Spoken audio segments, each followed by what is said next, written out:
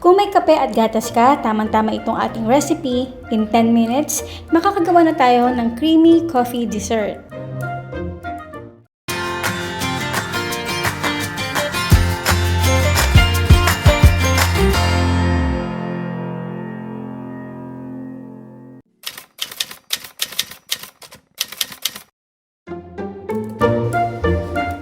First, paghaluin natin ng kape at gatas. Kung wala naman kayong ganitong gatas, pwede naman paghaluin ang evaporated milk at ng tubig. Ilalagay ko sa description box ang eksaktong ratio. In medium heat, tunawin natin ang butter.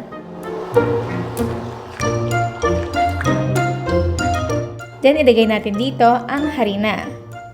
Bulsahin ito and cook for 2 minutes. Dito nga pala sa SARAP GRABE, nakagawa na tayo ng ube pudding at chocolate pudding. Makikita yung link sa description box. Paunti-unti natin dito ilagay ang tinimplang kape.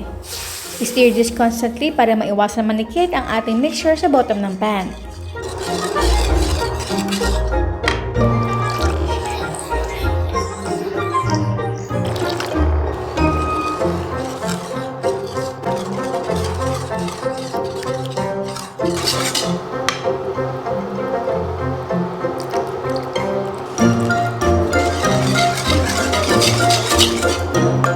Then, ilagay na natin dito ang asukal.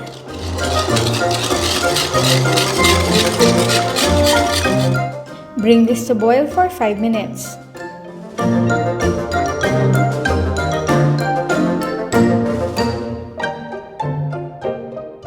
Ilagay na natin ito sa pan na may sukat na 17 by 17 cm.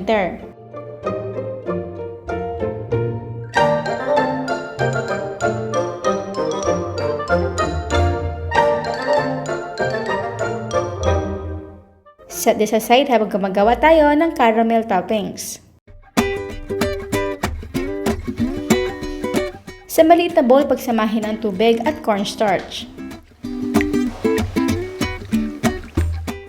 Set this aside. In a pan over medium heat, tunawin dito ang asukal.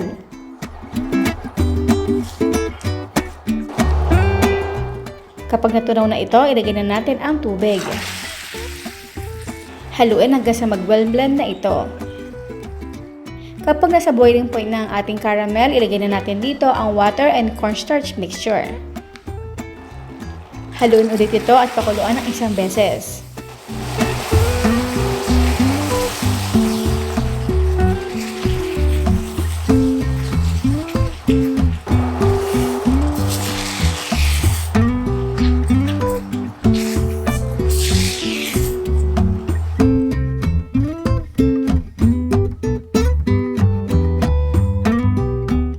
Then, i-transfer natin ito directly sa ating pudding.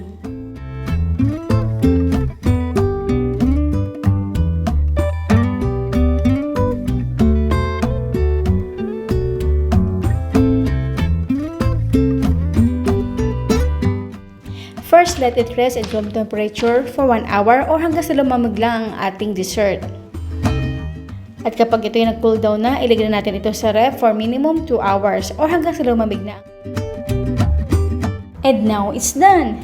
Our creamy coffee pudding.